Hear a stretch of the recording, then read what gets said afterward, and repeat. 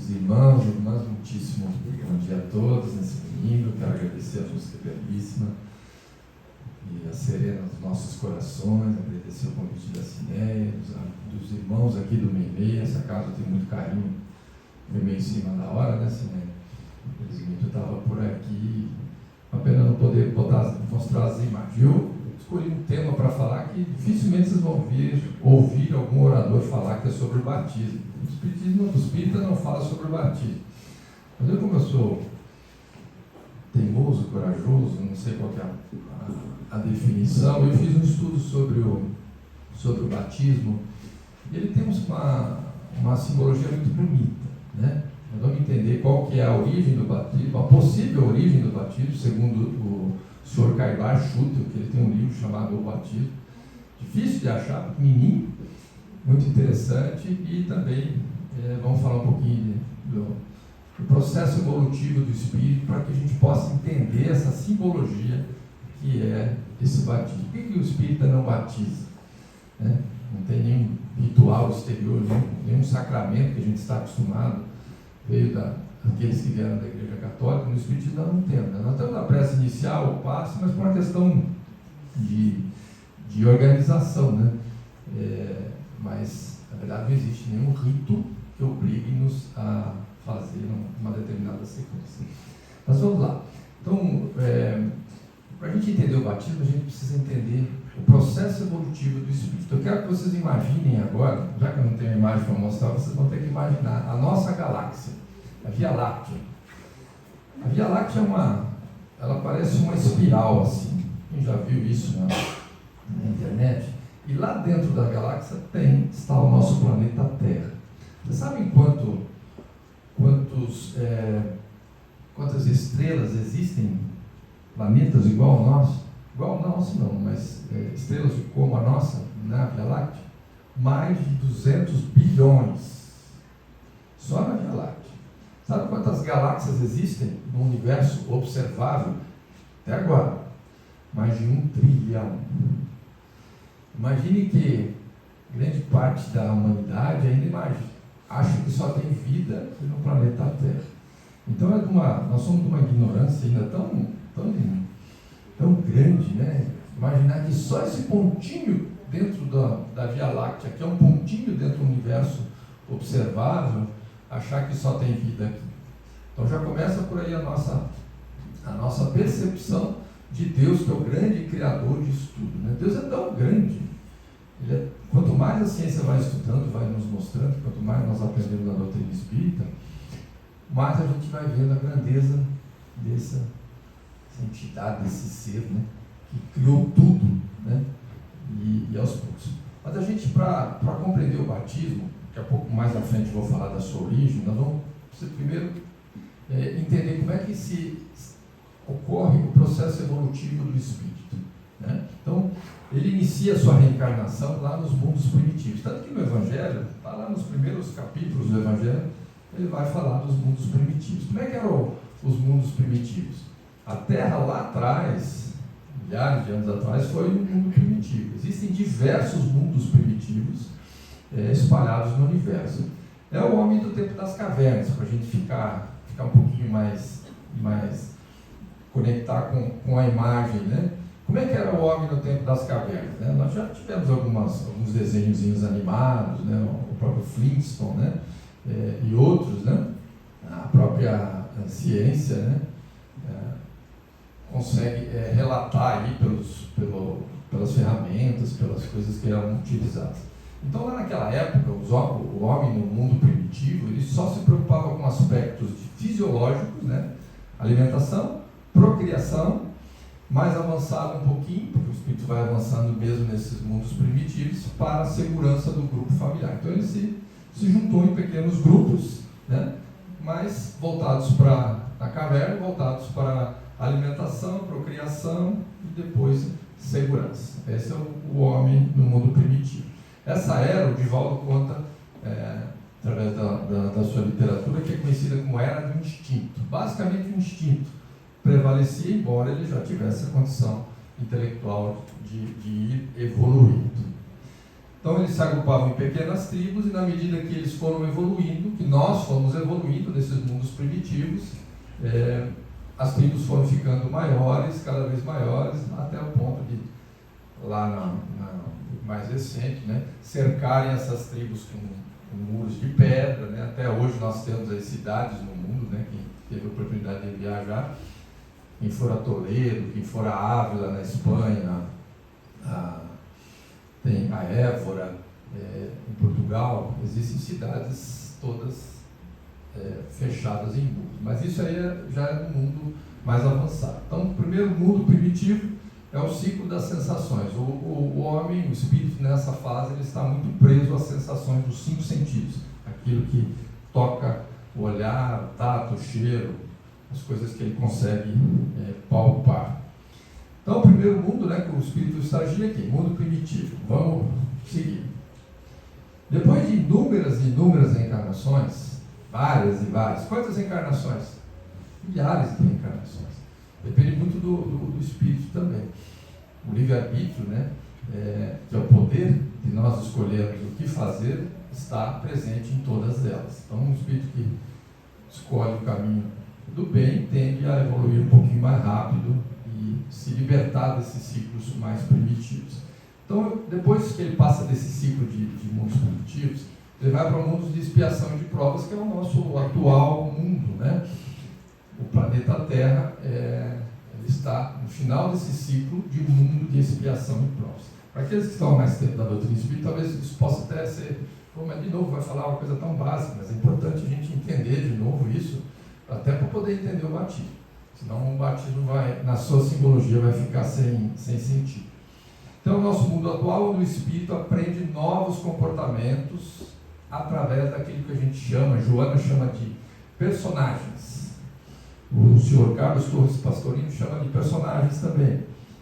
Então, a cada encarnação, você mergulha num corpo físico através de um personagem que a gente chama, nessa minha encarnação, eu vim como bancário, na outra eu venho como médico, como biólogo, como faxineiro, todas as profissões, artesão. E essas profissões que esses personagens temporários que a gente vai exercitando, fazem com que a gente desenvolva os comportamentos que aquela personagem te permite. Então, eu como bancário acabei desenvolvendo comportamentos repetidos, né, pelo exercício que a personagem bancário me permite. Então, por isso que tudo que nós aprendemos fica gravado no espírito, no perispírito, e quando a gente reencarna no corpo físico, a gente já nasce com aquelas aptidões mais envolvidas numa determinada área. Por isso que uma criança toca piano aos 2 anos, 3 anos de idade, como a gente viu na TV. Como explicar isso? Porque se não fosse assim, nós diríamos que Deus é parcial. Puxa, ele criou um ser que já toca piano, ou criou um Chico que já tem uma condição evolutiva tão maior que a nossa, de perdoar, um Francisco de Assis, um Jesus, né, uma Madre Teresa, um Papa Francisco, né? Em todas as Maomé, em todas as tribos religiosas, nós vamos ver referenciais que estão muito à frente da grande média da população em todas as épocas da humanidade. Os profetas lá atrás estavam muito à frente da humanidade. Por quê? Porque eram espíritos mais adiantados que estavam evoluindo. Então, no mundo de provas e expiações, o espírito continua desenvolvendo o seu intelecto e a sua moral, através desses personagens. Ela é conhecida, segundo Divaldo, como era do intelecto. Intelecto é essa capacidade que a gente tem de pensar, de olhar as coisas, de transformar aquilo que a gente vê, né? Então, a sua preocupação passa a ir muito mais além do que a procriação, a segurança e a alimentação. Ele busca autoestima, busca confiança, busca conquista, busca respeito. A ciência, existe um estudioso chamado Maslow. Quem estudou já viu que tem a pirâmide de Maslow, que tem lá os diversos, é uma pirâmidezinha, né? Então, quando o espírito está mais no comecinho, ele cuida só das coisas mais básicas. Mais evoluído, ele vai buscando outros valores até a ponta da pirâmide lá, em cima, que ele está buscando coisas voltadas à sua transformação e a sua conquista como espírito milenar. Então ele passa nessa fase nós estamos falando de mundo de expiação e prova, que é o segundo classificação, ele passa a cocriar tudo, porque tudo é criado por Deus, nós cocriamos. Ele pega, uma parede dessa é cocriada, pega os elementos que foram produzidos pela natureza, transforma isso, e produz o tijolo, pega a árvore, corta, ele cocria, e usando a sua capacidade de intelecto mais desenvolvida. Ele é conhecido como o ciclo das sensações e dos sentimentos. Lá era do instinto, aqui já era do intelecto, capacidade de pensar, onde nós estamos, ciclo das sensações, os 5 sentidos ainda tomam conta de nós, mas os sentimentos passam a ter muito valor. A gente começa a ter uma necessidade de desenvolver isso. Vocês estão aqui porque certamente, por algum motivo, ou por um amor ou por uma dor, buscam as casas espíritas, ou pela necessidade de conhecimento. Eu preciso chamar de amor isso também. A sede de justiça, de compreender o porquê que certas coisas estão acontecendo nas nossas vidas. É nessa fase que nós estamos. O espírito reencarna milhares de vezes nesse mundo de prova e expiação e segue. Mais avançado, quando ele vai avançando na questão intelecto-moral, ele passa a reencarnar em mundos de regeneração. Mundos de regeneração, o planeta Terra está dando um passinho para esse mundo. Nós estamos num momento de transição, saindo do mundo de prova e expiação para um mundo de regeneração. Você já deve ter ouvido aqui vários palestrantes falar sobre isso. Nós estamos entrando nesse ciclo evolutivo agora. Como se a gente saísse lá da escola básica, passasse para o mais evoluído, depois tem a faculdade, tem o doutorado, o pós-doutorado. Nós estamos no comecinho, tá, gente? Imaginar que nós estamos lá já na faculdade, não estamos não. No ciclo evolutivo do espírito nós estamos mais perto do começo do que do processo de conquista total, da nossa essência divina que está dentro de nós. Ele é conhecido, Divaldo fala que essa época de mundo de regeneração é chamada de era da consciência. Consciência nós poderíamos fazer diversas divagações aqui, interpretações, mas assim, nesse momento, nessa fase em que os espíritos começam, todos nós estamos entrando nessa fase, nós estamos criando consciência através dos estímulos externos que são recebidos, de tudo, desde a informática, da TV, do contato com as pessoas, e dos estímulos internos, das dores, das dificuldades que a gente traz, para criar consciência das nossas potencialidades, aquilo que a gente já desenvolveu, e daquilo que a gente ainda tem, as nossas limitações. Quando a gente é tocado nessas áreas onde nós ainda somos frágeis, nós manifestamos a impaciência, a intolerância, a arrogância. E é por isso que chama era da consciência. Vocês repararam, a gente que tem, eu vou fazer 59 agora essa semana, há 40 anos atrás, 45 anos, 30 anos atrás, parece que a vida rolava mais devagar, não acontecia muita coisa. O meu mundo era tão pequeno, mesmo dentro da doutrina espírita, tão pequenininho, porque assim, era Rolândia, Curitiba, tinha uns parentes, Como é que é o mundo de hoje dos nossos filhos, dos nossos netos?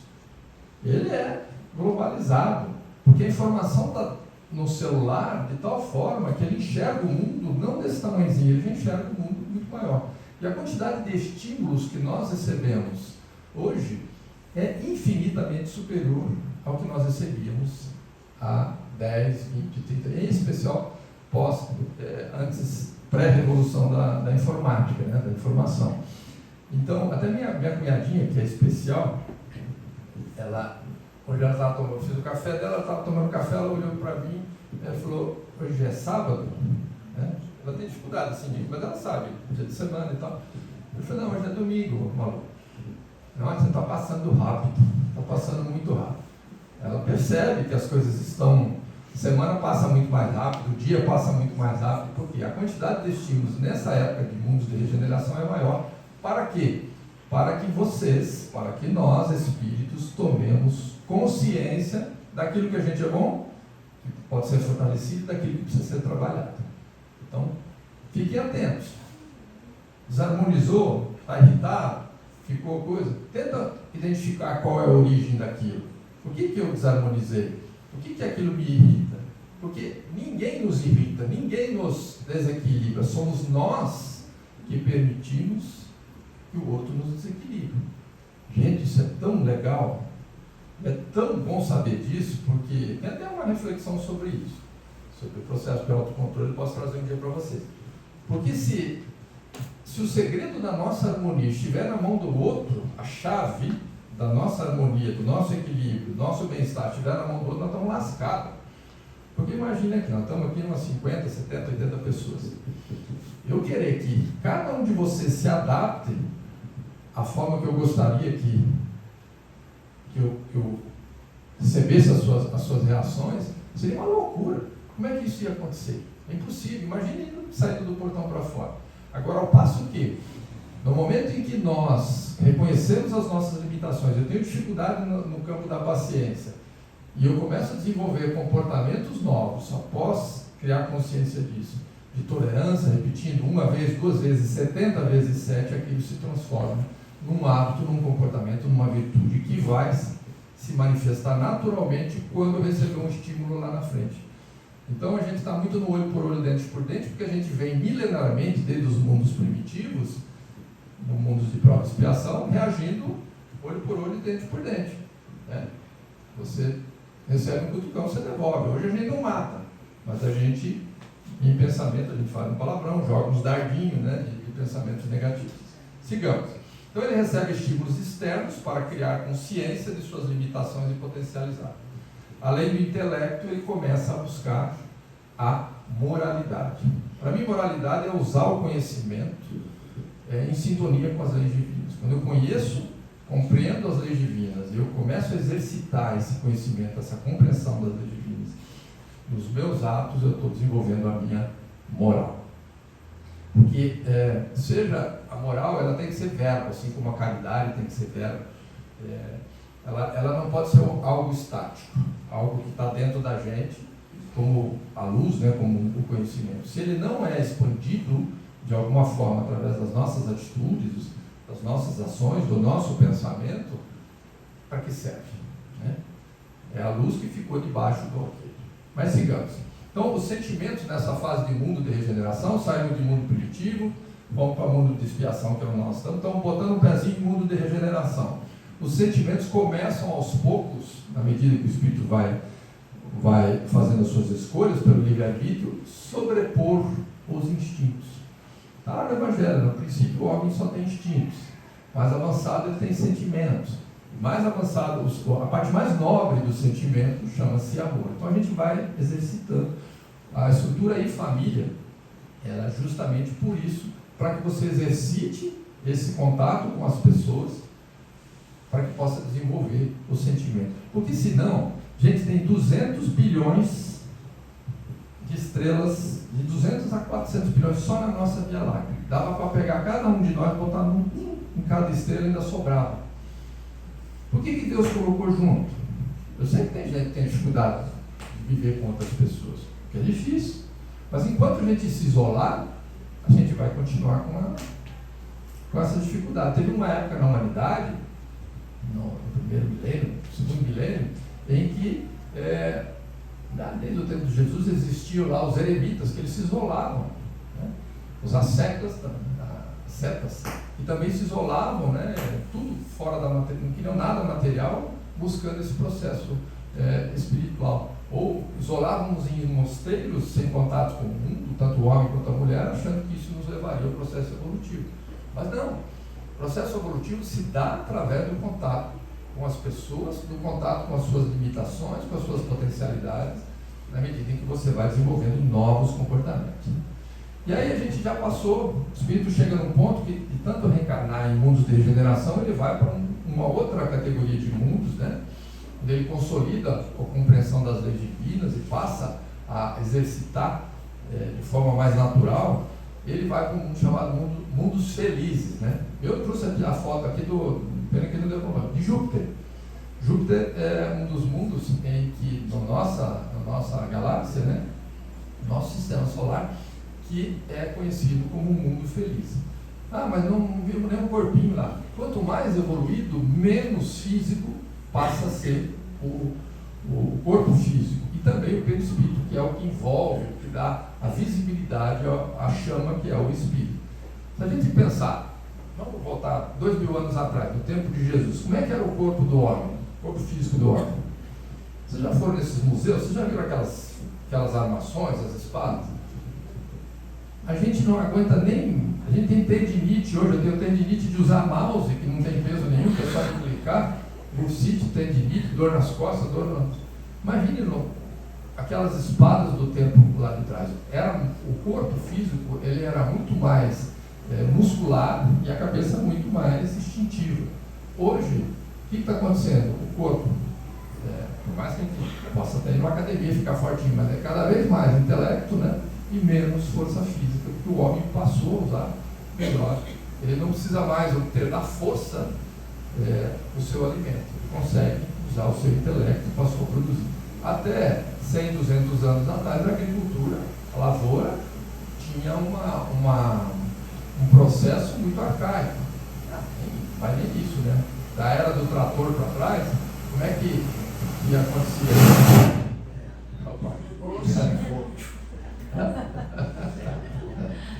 Eu achei que era ar-condicionado. O helicóptero está passando. Então, lá nesses mundos felizes, né, que eu citei Júpiter, mas existem milhares de mundos felizes, né, espalhados, como é que é? O espírito, nesses mundos mais avançados de mundos felizes, porque existem diversas categorias lá dentro, né, ele não precisa mais de um corpo físico, ele não precisa mais de uma personagem, porque o espírito não precisa mergulhar mais como bancário, não precisa mais trabalhar na caixa, trabalha na caixa, do Brasil, não precisa. Ele vai continuar trabalhando, mas não em atividades como personagem. E a principal atividade deles é ajudar os outros que estão dentro do processo evolutivo abaixo, ajudando, nos encaminhando, assim como existem diversos espíritos que fazem isso hoje, né? Então, nessa fase, ele já aprendeu os comportamentos, as leis divinas, e ele passa os seus atos, a sua forma de pensar e agir, passa a vibrar em sintonia com essas leis. Quando nós passamos a vibrar em sintonia o tempo inteiro, nós já estamos num mundo feliz. Me lembrei de nosso lar, talvez até tenha contado aqui, que o André Luiz conversando lá com Narcisa, eles estavam falando da ministra veneranda, que é uma das 12 ministras, lá tem mais de 1 milhão de ponosórios, 1 milhão de ponosórios trabalhados em prol do próximo, isso em 1939, né? Imagina quanto não tem agora, já deve estar com mais de 2 milhões já. Trabalhando em prol do próximo. E aí André falando assim, nossa, como é adorável esse espírito. Por que ela está ainda numa colônia espiritual? Porque nosso lar é um dos mais primitivos. A gente acha que a gente quer ir para nosso lar, quer ir para o céu azul, mas é um dos mais primitivos dentro dos ciclos das colônias espirituais. Existem colônias muito mais avançadas. E ela pergunta, por que essa mulher já não alçou, né, para colônias espirituais, para mundos mais evoluídos, né? E a resposta dela traz uma coisa muito legal. Ela fala assim, internamente ela vive em mundos muito mais superiores do que o nosso. Então, quando Jesus fala que há muitas moradas na casa do Pai, tem as moradas físicas e tem as moradas do pensamento. Vocês mesmos são prova disso. Na casa de vocês já viveram o mundo primitivo, já viveram o mundo de provas de expiação, já viveram o mundo de regeneração e já viveram mundos felizes. Só que a tendência é assim, a gente está mais no mundo de prova e expiação, tem uns lives de algumas horas, né, de mundos de felizes e estamos entrando bastante agora no mundo de regeneração, que é contato com as nossas limitações e potencialidades. Às vezes acontece no mesmo dia, eu levantei tão bem, estou tão bem hoje, estou tão em paz, né? Aí acontece alguma coisa, a gente desce, né? Vai lá para o mundo primitivo, né? Tudo no mesmo lugar físico, né? E depois, só que para subir demora mais, né? A gente sobe bem devagarzinho, mas para descer rolando da montanha, do estágio vibratório, é bem mais fácil. Então ele entra em sintonia com as leis divinas, nos mundos felizes, né? E passa a vivê-las. E é conhecido como era da intuição. Era do instinto, era do intelecto, né? Era da consciência, era da intuição. Intuição por quê? Porque ele começa a se conectar cada vez mais com a sua essência divina, com o seu DNA divino, com o seu reino de Deus dentro dele, uma outra coisa que ele chama Cristo interno, essência divina, seja o nome que vocês queiram trazer. Nós trazemos o DNA divino dentro de nós. O Espírito, quando ele se conecta e passa o tempo inteiro vivendo, é o que o Paulo fala: eu e o Pai, o Cristo que vive em mim. Não sou eu mais quem vive, é o Cristo que vive em mim. Nós vamos chegar nesse ponto. Por isso que todos nós, um dia, nos tornaremos Cristos. Existem diversos Cristos, diversos Espíritos na categoria de Jesus. Caminho da Luz lá, se começar lá logo no comecinho, vocês já vão perceber, né? Ele fala, ele narra, né, dessa quantidade de Espírito que é um dos Cristos cósmicos, né? Nós ainda estamos na conquista desse Cristo. Sigamos. Mas e o batismo? Esqueci não. Estamos chegando lá. Então, nessa fase de mundos felizes, o espírito só possui sentimentos e não mais sensações. Ele se liberta dos 5 sentidos. Ele já não vai nem precisar mais do corpo físico, ele já está num estágio tão avançado que ele não se prende mais a certas coisas. A gente pode observar isso. Sabe que o Chico estava preso, tirando a peruca lá dele? Talvez a única coisa que o prendia assim, mais as sensações, né, da questão do visual, demais. Ele estava preso. A personalidade, que era o escriturário da fazenda, era mais importante, ou a sua individualidade, o seu Cristo interno representado por aquilo que ele fez dentro do seu trabalho? Qual dos dois se sobrepôs? Quem é que falava por ele? Não era a essência divina? A gente não pode falar com o Chico. Ele via a irmã Dulce, era o Cristo dela vivendo na sua... Não importa, não era a freira ou a Madre Teresa. Eles transpõem essa coisa da tribo religiosa e começam a volitar, a viajar, a trabalhar, melhor dizendo, né? A exercitar o seu conhecimento em outros patamares. Então o Espírito, ao longo de milhares de anos em reencarnações, estagia em todas as classes de mundo. Começa lá, mundo primitivo, depois vai para o mundo de expiação e provas, que é o nosso aqui, mundo de regeneração e mundos felizes. Dentro de cada categoria dessa também vai avançando, não é só uma, assim como tem o primeiro ano, segundo, terceiro, quarto, né? Assim por diante. E o batismo? Agora nós chegamos na conversa do batismo. Sinto muito, a origem do batismo não é muito bonita, mas a simbologia do batismo é muito legal. Será que o espírita não batiza? Depois que eu fiz esse estudo, eu cheguei à conclusão que nós batizamos, só que nós estamos sendo batizados, mas de um outro jeito. Essa é só uma escolha para vocês ficarem acordados, prestar atenção em mim aqui, tá? Então vamos lá. Segundo Kavachuta, no livro O Batismo, sua origem remonta às eras remotas, nos tempos do politeísmo. O politeísmo é quando a gente, lá atrás, na Grécia, nós acreditavam em vários deuses. Então tinha Deus para tudo que era dos gregos. Tinha um que era o deus dos deuses, que é o Mandachu, o cara que era o cara, que era Zeus. Eu já ouvi falar em Zeus, né? Zeus é o nosso Deus de hoje, né? O Alá do Islã, né? Mas eles tinham já essa percepção. Então, ele fala que parece ter nascido nas épocas da Grécia Antiga, logo após a constituição de uma seita que cultuava a deusa da torpeza. Está brincando? Olha que eu li isso aqui. Torpeza é tudo que há de ruim. Torpeza é tudo que é torpe, é ruim. Mas fiquem tranquilos. Eles chamavam de Cotito, essa deusa da torpeza. Os atenienses rendiam os seus louvores a ela. E aí os sacerdotes dessa deusa, né, torpeza, né, Cotito, né, eram chamados de Baptas. Daí a derivação para a palavra, suposta derivação para a palavra batismo. Então o que eles faziam? Antes deles fazerem lá os rituais deles, eles se banhavam e se purificavam em perfumes, deixando na história como símbolo de purificação do espírito. Eles acreditavam naquilo, na sua moda lá atrás. Vamos lembrar que isso, 4.000 anos atrás, né? O espírito na condição evolutiva que estava lá. Então está aí, suposta origem do batismo. Mas nós vamos ver como é que o batismo vem evoluindo nos seus cultos, nos seus rituais exteriores, né? E depois nós vamos entrar com a visão espírita, já no final. Então a evolução dos rituais de batismo, ele começa lá com Moisés, né? Moisés, no seu tempo, adotava um ritual de batismo através de um processo chamado circuncisão. O que era a circuncisão? Era retirar, apenas retirar da parte da pele, né, do órgão genital masculino, por uma questão meramente de saúde. Moisés tinha essa capacidade de juntar o que era divino com as necessidades do tempo, e ele dava um caráter divino para que as pessoas tivessem medo. Porque o Deus de Moisés era um Deus de temor. As pessoas tinham medo de Deus. Lembra que antes de Moisés era a lei do mais forte. Que o que tinha mais força podia mais. Tinha olho por olho, dente por dente, que já era um avanço. Porque antes do olho por olho, dente por dente, era salve-se quem puder. O cara que era mais forte dominava o mais fraco. E vem Moisés traz a circuncisão como um processo de batismo, que é simplesmente tirar uma parte da pele do órgão genital masculino, por uma questão de saúde, né, naquela época. Então ele adota esse ritual por questões de saúde e higiene para o povo ainda muito rude de sua época. Depois vem, 1200 anos depois, vem João Batista, já no tempo de Jesus.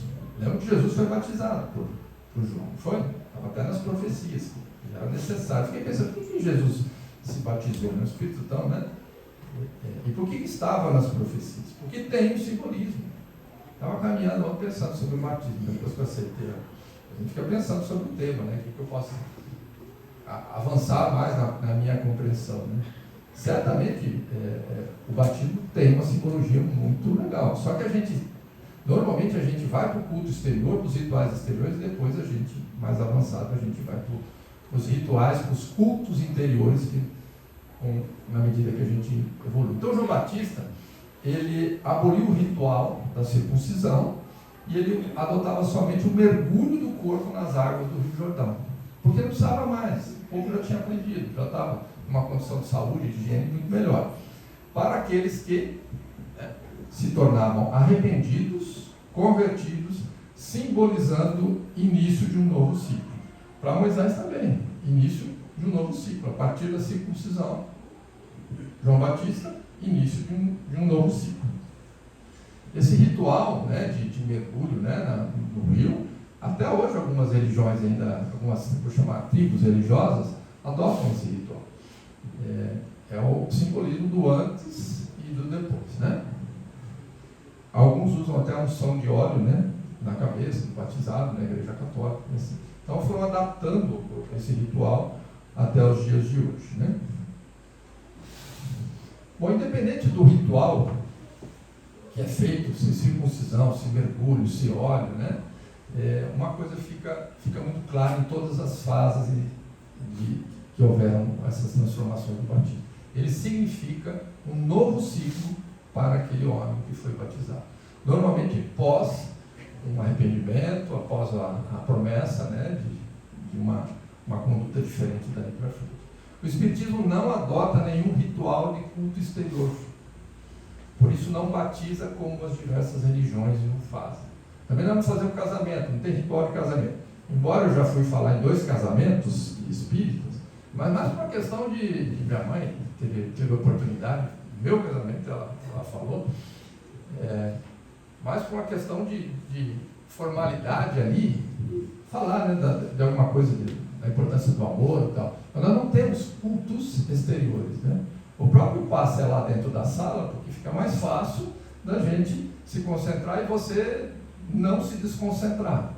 Onde também há toda a limpeza das energias fluídicas que são retiradas lá nos espíritos, levam aquelas energias deletérias que são feitas no passe. Mas nós não temos cultos exteriores.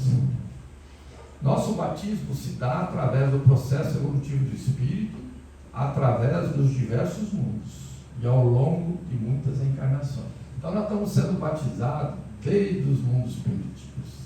Por isso que eu comecei falando de mundo primitivo, mundo de prova e expiação, regeneração, mundos felizes.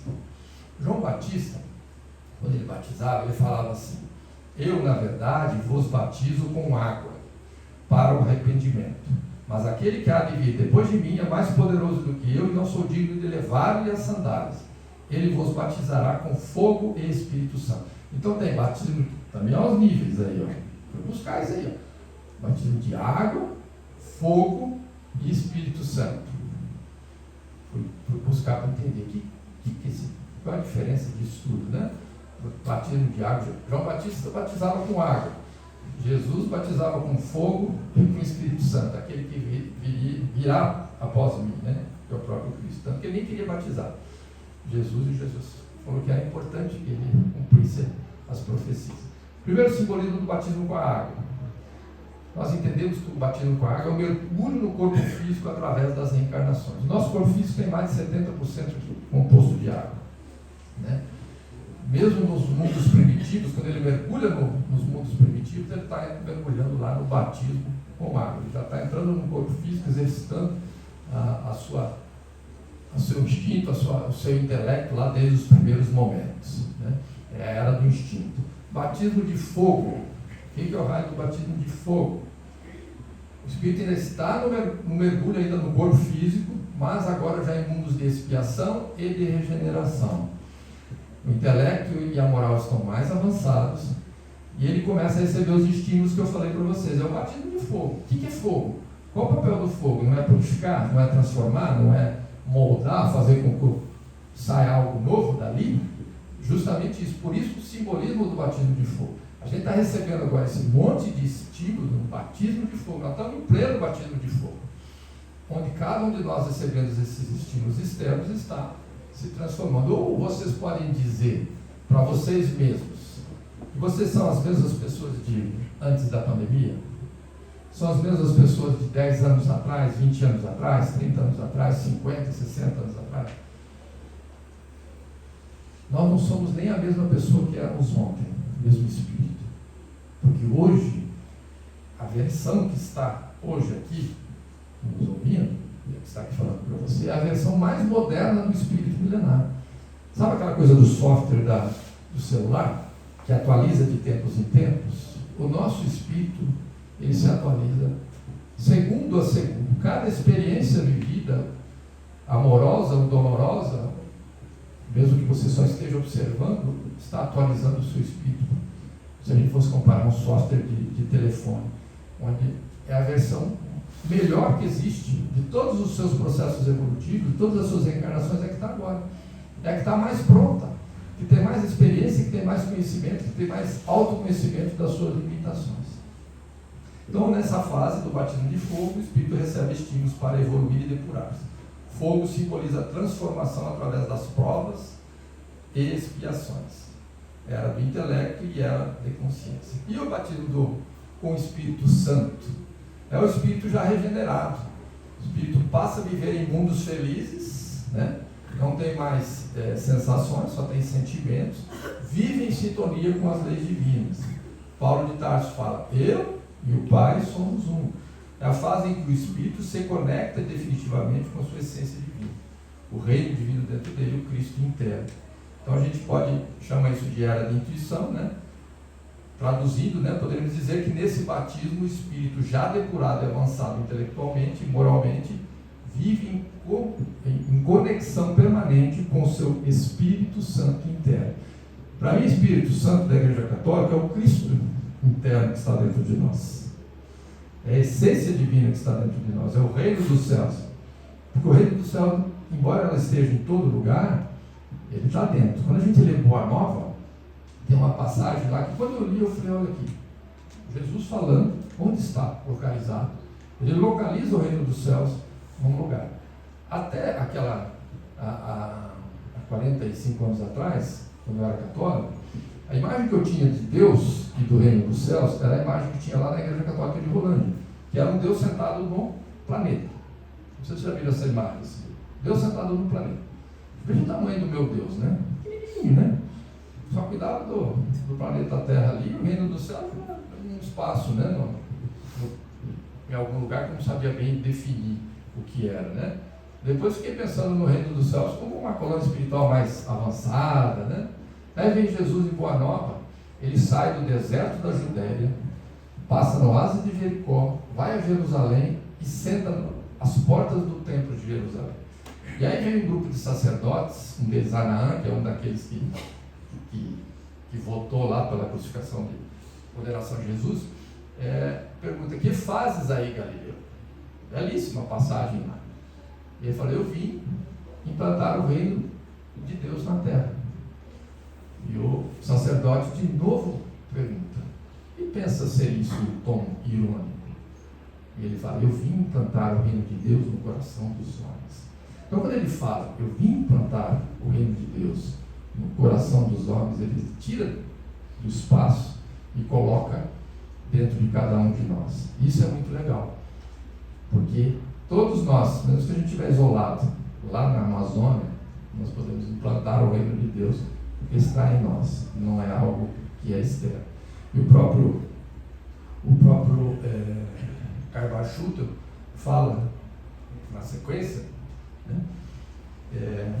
Mas antes disso, eu quero registrar assim, o respeito que a gente tem, nós devemos ter espíritas, a todas as religiões que ainda professam o ritual exterior do batismo. Nós entendemos que ele não precisa mais ser interpretado como um ritual exterior, que ele possa ser feito como um ritual interior, de transformação, que é feita através do processo de autoconhecimento e desenvolvimento de novas virtudes, né? E o Carvalho fala que não seria justo nós dependermos de atos alheios administrados por terceiros, intermediários entre nós e Deus, para que esse batismo ocorresse. Então, mais um motivo, né? Porque quando a gente transfere para terceiros o nosso processo evolutivo, começa a ficar um pouquinho mais complicado, porque a gente depende do outro. E se eu estiver num lugar que não tem outro, né? Eu fui sacerdote por mais de uma vez, em outras encarnações. Hoje eu sei que o meu processo evolutivo depende de mim. Não adianta ser filho da Luzita, conheceu. Isso ajuda porque certamente ela vai querer me buscar se eu estiver no umbral, e ela não vai desistir de mim. Meu pai, seu Hugo, né? De vocês, quando estiver lá no plano espiritual. Isso só não resolve, porque a transformação e o processo evolutivo é individual, embora ele se dê através do contato coletivo, mas ele é individual. Não herdamos a moralidade de ninguém, conquistamos a moralidade. Ah, filho de peixe, peixinho, não. Isso é afinidade mesmo. O exemplo, às vezes, dos pais faz com que o filho faça as mesmas coisas no qual ele tem responsabilidade. Então, nós não precisamos de intermediários para conquistarmos o nosso reino de vida. Estou terminando. Então, nós podemos dizer que o batismo, em analogia, é um processo evolutivo. Poderíamos dizer que o batismo, em analogia, é um processo evolutivo do espírito, desde os mundos primitivos, batismo de água, depois evoluindo para mundos de prova e expiação, batismo de fogo, que é o que nós estamos agora, e não é um batismo de fogo cada dia, ultimamente. Não estamos vivendo isso? Para depois, quando estiver mais lá na frente, depurado, passamos a habitar mundos felizes, batismo do Espírito Santo. Aí eu e o Pai somos um. Nós vamos chegar lá. Então é isso, amigos. Espero que tenha conseguido passar aqui sem as imagens, né? A imagem que eu queria da interpretação da visão espírita sobre o batismo. Que Deus abençoe cada um de vocês. Obrigado, Silvana, pela oportunidade novamente.